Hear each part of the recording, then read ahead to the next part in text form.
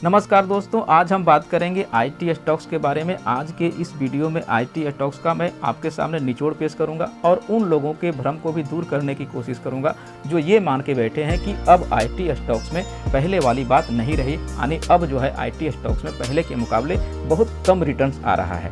और अगर आप इस बात को मानते हैं कि आईटी सेक्टर के स्टॉक्स को पोर्टफोलियो में रखना जरूरी है, और जहां तक इंडिया की आईटी सेक्टर की ग्रोथ फॉर्मेट की बात करें तो पहले भी इंडिया में आईटी सेक्टर ने आउट परफॉर्म किया है और आगे आने वाले 5 से 10 सालों में भी आईटी स्टॉक्स बहुत ही अच्छा परफॉर्म करने वाला है। तो आइए अब हम उस 10-12 स्टॉक्स को डिस्कस करेंगे जिससे आपको निगाहें बनाए रखना है, आपको अपने पोर्टफोलियो में शामिल करना चाहिए। और मैं इतना आपको विश्वास दिलाता हूं कि अगर आपने इस 10-12 स्टॉक्स को स्टडी कर लिया, इसके बारे में रिसर्च कर लिया, तो फिर आपको 13वें स्टॉक के बारे में जानने की ज़रूरत नहीं पड़ेगी, क्योंकि वो 10-12 स्टॉक्स आईटी के ऐसे स्टॉक हैं जो आपको ग्रोथ फॉर्मेट में पार्टिसिपेट करता हुआ दिखाई देंगे और इंडेक्स से ज़्यादा आपको ज़्यादा तेज़ी से रिटर्न देता हुआ दिखाई देंगे। देखिए, इसी वजह से इस स्टॉक में खास करके मैंने विप्रो जैसे स्टॉक्स को ऐड नहीं किया है, क्योंकि हम यहाँ पर 15 से 18% या फिर 20 से 22% का CAGR के लिए इतना मेहनत नहीं करते हैं, क्योंकि अगर इतना ही कमाना होता 20 से 22% तो इसके लिए तो म्यूचुअल फंड बेहतर विकल्प है। हमने यहाँ पर उन स्टॉक को रखा है जो बुल रन में आपसे ज़्यादा जो है वो बढ़ चढ़ कर पार्टिसिपेट करेगा, ग्रोथ फॉर्मेट में भारी CAGR का रिटर्न देगा, और जैसे जैसे इंडिया का आईटी सेक्टर भागेगा तो ये स्टॉक्स आपको सबसे ज़्यादा रिटर्न देता हुआ दिखाई देगा। तो आइए सबसे पहले हम लोग जानते हैं कि इंडिया का आईटी सेक्टर कितना बड़ा है। अगर हम बात करें तो इंडिया की जीडीपी में आईटी सेक्टर का करीब 7.25 से 8% तक का योगदान रहता है। अगर देखें तो इससे पहले 2022 में जहां 7.8% था, तो वहीं पे अभी आकर बात करें तो ये कभी इससे पहले 2021 में 8% था। और जहां तक हम रेवेन्यू की बात करें तो ये 227 US बिलियन डॉलर का है 2022 में। अगर 2021 में देखें तो ये 194 बिलियन डॉलर का था। लेकिन आगे अगर हम बात करते हैं आगे 5 सालों में, तो 2025 तक जो आईटी सेक्टर का जो रेवेन्यू है यानी एक्सपेक्टेड है वो 350 से 300 बिलियन डॉलर रहने का इसका रेवेन्यू का अनुमान है। और खास करके आईटी सेक्टर को इंडिया की रीढ़ की हड्डी भी कहें तो गलत नहीं होगा, क्योंकि इंडिया जीडीपी में 8% का योगदान एक सेक्टर से, आईटी सेक्टर से, ये बहुत बड़ा योगदान माना जाता है। तो आइए अब हम जानेंगे कि वो कौन से 10 से 12 स्टॉक होने वाले हैं जो खास करके स्टॉक्स के ग्रोथ फॉर्मेट में पार्टिसिपेट करेगा, और जब आईटी सेक्टर भागेगा तो वो तेज़ी गति से अपने आप को मल्टीप्लाई करता हुआ दिखेंगे। देखिए, अगर आपके पास पहले से ही पोर्टफोलियो में आईटी स्टॉक्स हैं तो आप इस वीडियो को भी स्टडी पर्पस से ज़रूर देखें और इस पर स्टडी करें, इस पर रिसर्च करें, और फिर लगे कि हाँ मेरी बातों में दम है तो आप इस स्टॉक्स को बाई कर सकते हैं। उनमें से सबसे पहला स्टॉक है जो आईटी सेक्टर में तेज़ी आने पर अपने आप को सबसे तेज़ी गति से भगाएंगे। और अभी खास करके आईटी स्टॉक्स के बारे में बात करें तो ऐड करने का आपको एक एडिशनल बेनिफिट ये मिलेगा कि चीज़ें जो अभी है वो फिलहाल वो आईटी स्टॉक खास करके बहुत करेक्शन वैल्यू पे मिल रहा है, बहुत करेक्शन के साथ ट्रेड हो रहा है। तो ये बेहतरीन मौका है आईटी सेक्टर को अच्छे स्टॉक्स को पिक करने का। सबसे पहला जो स्टॉक्स आता है इस सेक्टर में जो मैं आपसे डिस्कस करने वाला हूँ वो है LTI माइंडट्री लिमिटेड। जी हाँ, आज का जो सबसे पहला स्टॉक होने वाला है LTI माइंडट्री लिमिटेड। LTI और माइंडट्री दोनों अब एक ही कंपनी बन गई है, और मैं आपको ये स्टॉक अपने रडार पर क्यों रखने के लिए बोल रहा हूँ, तो इस बात को आप ज़रूर स्टडी करें। जो सबसे इम्पोर्टेंट बात है और सबसे मेन रीज़न है इस पर सजेस्ट करने का, तो स्टॉक्स में दिख रहा है इसका सेल्स ग्रोथ के साथ साथ इसके प्रॉफिट ग्रोथ में भी एकदम बढ़ते क्रम में दिख रहा है ये।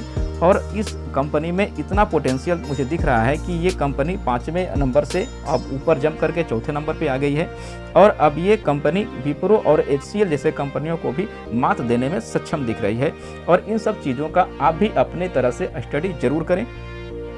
बात करें तो अभी ये स्टॉक करीब 4700-4800 के भाव के आसपास चल रहा है, और 4500 के नीचे आप इसको ऐड कर सकते हैं। और अगर आपको मौका मिलता है, अगर ये 4000 के नीचे मिल जाता है तो ये बेस्ट बाइंग होगी इस स्टॉक के लिए।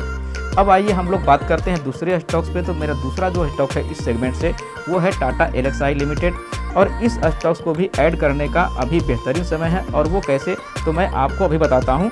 अगर इस स्टॉक्स का आप P यानी प्राइस टू अर्निंग रेशियो देखेंगे तो कुछ समय पहले ये 100 के भी पार कर गया था, इसका जो प्राइस टू अर्निंग रेशियो था। वो 10 के आसपास चल रहा था और 110 के भी प्राइस टू अर्निंग रेशियो पे इसमें अच्छी खासी खरीदारी हुई थी। लोगों ने हाई पी पर भी इस स्टॉक को जम के खरीदा था और ख़ास करके स्टॉक्स में मैं बता रहा हूँ ये स्टॉक्स बाइंग की रडार पे क्यों आता है। तो ये stocks one of the best श्रेणी में आता है और स्पेसिफिक आईटी सेक्टर में अगर बात करें तो एआई इंटेलिजेंट, अगर बात करें तो आर्टिफिशियल इंटेलिजेंट, और ख़ास करके ये फ्यूचरिस्टिक टेक्नोलॉजी पे काफ़ी रिसर्च कर रहा है और काफ़ी नई टेक्नोलॉजी लेके आ रहा है, जो कि आगे वाले समय में इसकी डिमांड बढ़ती हुई दिखाई दे रही है। अगर हम आपको तीसरी स्टॉक्स की बात करें तो वो भी मेरा काफ़ी अच्छा स्टॉक्स है।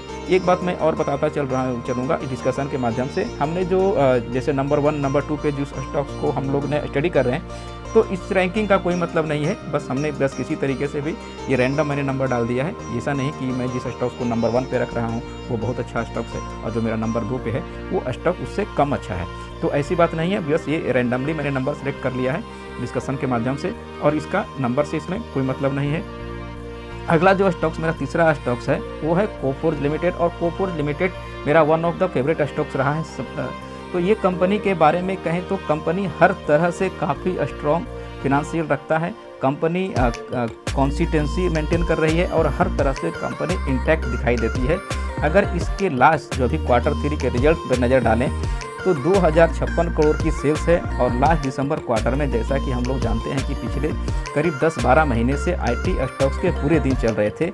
इन सब के बावजूद एवरेज अगर हम बात करें तो एडवर्स कंडीशन के बावजूद कंपनी ने अच्छा सेल्स ग्रोथ पोस्ट किया है। और इससे पहले देखिए कि कंपनी ने 38% यानी 38% का CAGR दिया है। ये देखिए इस सेक्टर का जो मेरा चौथा स्टॉक्स है वो है आईटी सेक्टर का बूमिंग स्टॉक है और ये मिड कैप, खास करके देखें तो ये मिड कैप आईटी सेगमेंट से आता है और सबसे ज़्यादा एग्रेसिव देने वाला अपने जो सेगमेंट का है ये स्टॉक है। इसका अगर CAGR देखें दृष्टिकोण से देखें तो ये बहुत ही तगड़ा CAGR दे रहा है और इस स्टॉक ने रिटर्न दिया है। अगर 3 साल में देखें तो इसका 90% का CAGR दिया है। अगर इसका हम पिछले 5 सालों का एवरेज देखें CAGR तो ये 42% का है। तो देखिए 90% 3 सालों में कितना तगड़ा रिटर्न दे रहा है, कितनी तगड़ी CAGR इसकी है। तो आप इस स्टॉक्स को भी रडार पर रख सकते हैं और इसको स्टडी कर सकते हैं और जब भी आपको मौका मिले इस स्टॉक्स को आप अच्छे अपने पोर्टफोलियो में कलेक्ट करके रख सकते हैं। पांचवा स्टॉक है KPIT technology limited. KPIT technology एक बेहतरीन एग्रेसिव रिटर्न देने वाला कंपनी है। अगर हम इसका देखें तो एक महीने में इसने करीब 7% से भी ज़्यादा का रिटर्न दिया है। एक साल में देखें तो इसने 54% का कितना भारी रिटर्न दिया है। अगर 5 साल की बात करें तो इसने 705% का रिटर्न दिया। दोस्तों इन सब बातों से आप देख सकते हैं मैंने कैसे कैसे स्टॉक्स आपको चुन के ला रहा हूँ। मैंने पहले ही बताया था कि ये जो स्टॉक्स है मैंने वैसे स्टॉक्स को रखा है जो कि एवरेज से काफ़ी ज़्यादा तेज़ी गति से आपको रिटर्न देने में कामयाब होंगे। आने जब ये जैसे ही आरटी स्टॉक में मूवमेंट आएगा, जैसे ही आरटी स्टॉक बढ़ना शुरू होगा तो उससे कई गुना तेज़ी रफ्तार से इसमें वृद्धि आती है। तो इस स्टॉक्स का देखें तो 5 सालों में 705% का रिटर्न दिया है। तो समझ सकते हैं कि स्टॉक कितना एग्रेसिव रिटर्न देने वाला है। इसके फिनेंशियल की देखेंगे तो रिटर्न और ख़ास करके रेवेन्यू और प्रॉफिट दोनों बढ़ते क्रम में है। अगर हम अगले स्टॉक की तरफ चलते हैं तो मेरा छठा स्टॉक जो होने वाला है वो है एफएल इंडिया लिमिटेड।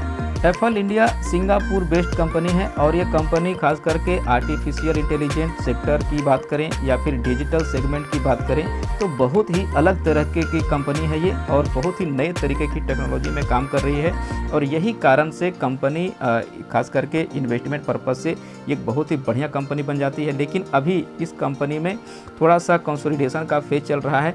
दरअसल जैसा कि हम लोग जानते हैं कि 2020 और 21 का जो फेज रहा है उसमें आईटी सेक्टर ने बहुत तगड़ा रिटर्न दिया है, बहुत भारी बूम दिया। जिस भी स्टॉक में आप देखें पिछले साल 2 साल का रिटर्न तो बहुत तगड़ा है।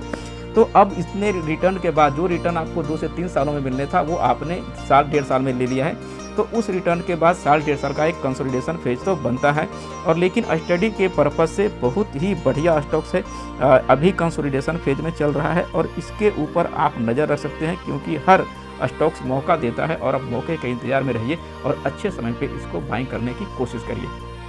देखिए अगला जो मेरा स्टॉक है वो स्मॉल कैप से और बहुत ही एग्रेसिव रिटर्न देने वाला स्मॉल कैप का स्टॉक्स है।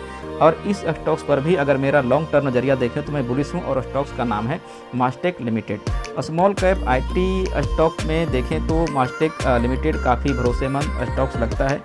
अगर पार्टिकुलरली इस सेगमेंट में की बात करें तो स्मॉल कैप जिसमें खास करके 3 से 4-5 हज़ार करोड़ की कंपनियां आती है और इसमें ज़्यादा कंसिस्टेंसी न तो बिरला सॉफ्ट में दिखने को मिल रही है इससे ज़्यादा, और ना तो इससे ज़्यादा आपको NIT में कंसिस्टेंसी दिखने को मिल रही है। तो मुझे हिसाब से, सेगमेंट के हिसाब से सबसे बेस्ट स्टॉक लगता है खास करके स्मॉल कैप में, वो है मास्टेक लिमिटेड।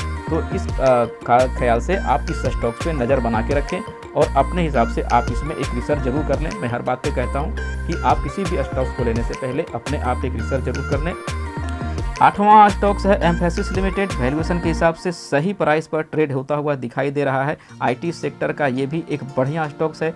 और 9वां स्टॉक है बिरला सॉफ्ट। देखिए समय का अभाव है, वीडियो काफ़ी लंबा होता जा रहा है। अगर 9वां स्टॉक है तो ये है मेरा बिरला सॉफ्ट लिमिटेड। ये स्टॉक्स भी लॉन्ग टर्म के नज़रिए से बहुत अच्छा स्टॉक्स है।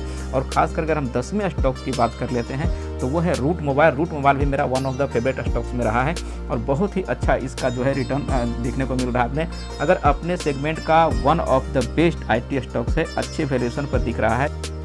तो इस तरह से आज का वीडियो मैं समाप्त करता हूं। आज का मेरा वीडियो बनाने का उद्देश्य था कि IT स्टॉक्स से ऐसे सेगमेंट को ढूंढ के लाना जो कि एग्रेसिव रिटर्न देने में विश्वास रखता हो, और ख़ास करके वैसे स्टॉक जिसका पिछले कई सालों से CAGR अच्छा चल रहा हो। तो दोस्तों ज़रूर बताएंगे मेरा ये वीडियो आपको कैसा लगा। अगर मेरा वीडियो आपको अच्छा लगता है तो प्लीज़ इसको लाइक कर दीजिए